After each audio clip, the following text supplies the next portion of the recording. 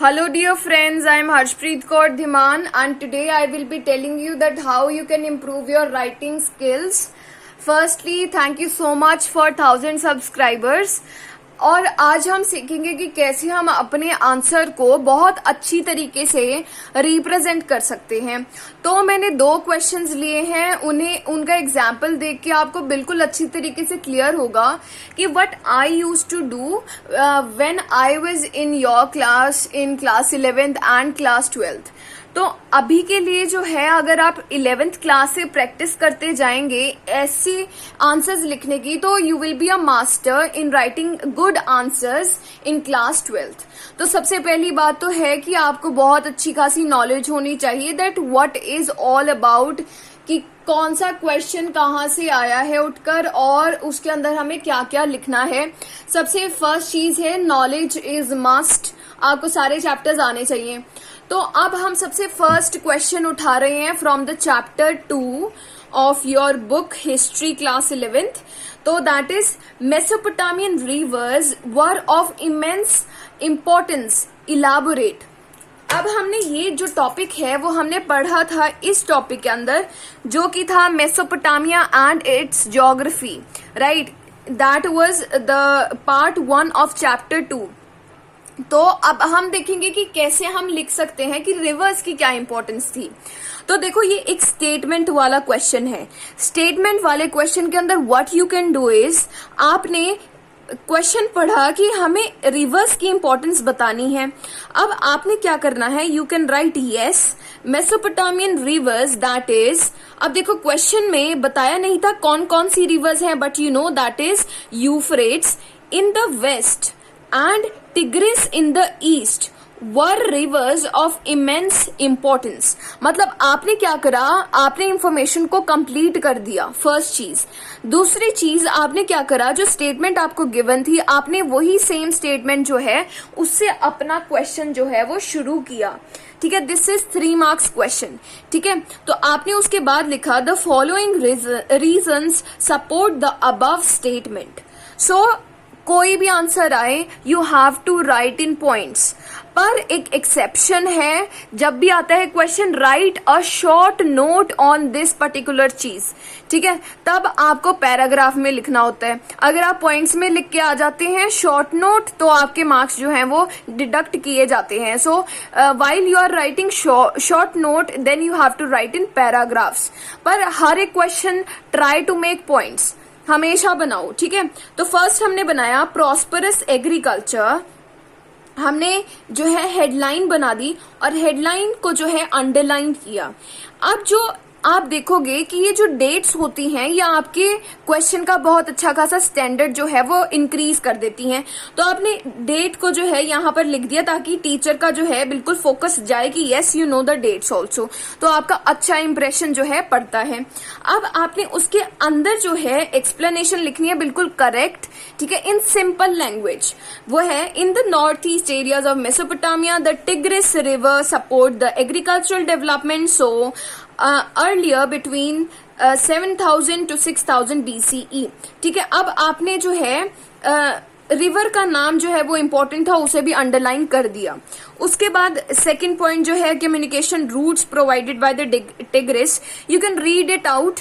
ठीक है, और आपने जो है ये आपने जो पॉइंट बनाना है उसके अंदर क्या होना चाहिए कि आप उस पॉइंट के अंदर एक्चुअल में क्या डिस्क्राइब करने जा रहे हो वो जो है एक तरह से रिफ्लेक्ट हो जाना चाहिए। और जो आपके पॉइंट्स हैं उनकी हेडिंग जो है ना एक तरह से जस्टिफाई करती वाली होनी चाहिए इस क्वेश्चन के लिए। ठीक है, मतलब कि आपका ये पॉइंट पढ़ के टीचर को लगे कि यस कम्युनिकेशन रूट्स प्रोवाइड करती है, so that is a 1 right answer.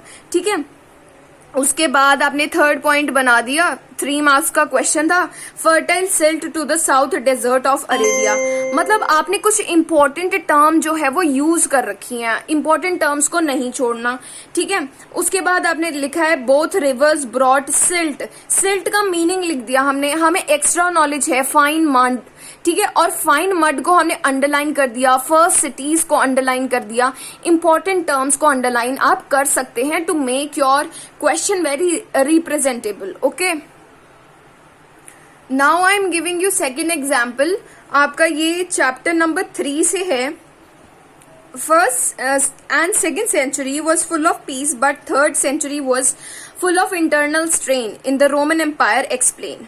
अब आपने कहा है ट्रू, फिर आपने लिखा है first and second century are full of peace, economic prosperity. आपने वर्ड ऐड कर दिया, आपको पता है ये इसमें इकोनॉमिक प्रॉस्पेरिटी भी थी.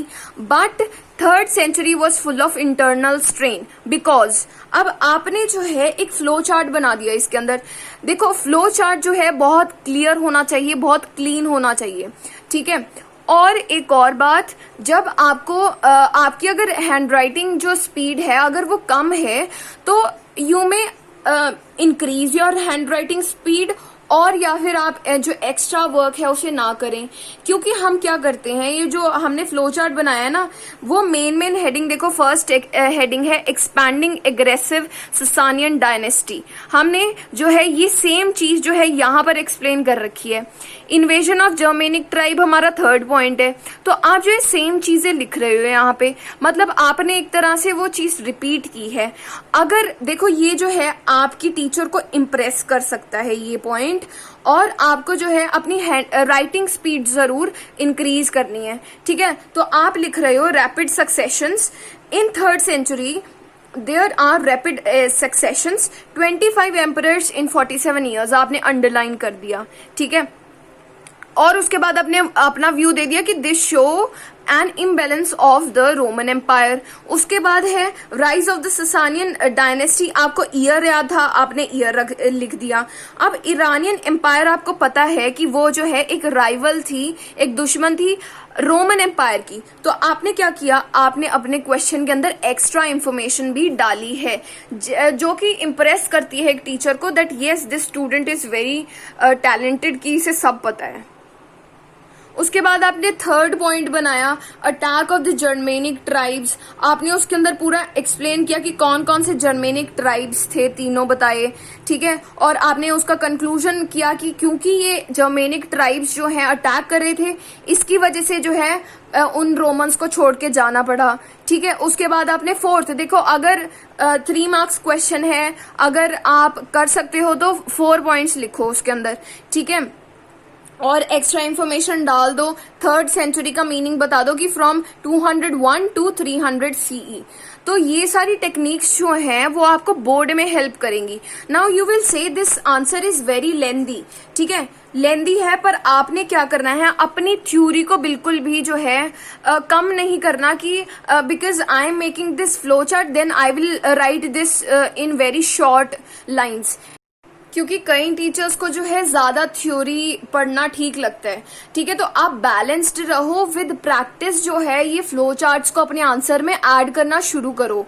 आप अपना जो है थोड़ा थोड़ा इंप्रूवमेंट करो, थोड़ी थोड़ी ऐसी चीजें जो है ऐड करते चलो कि I have to make the headlines. उसके बाद उसकी अच्छी सी इलैबोरेटेड हमें क्या देनी है, उसकी एक्सप्लेनेशन देनी है.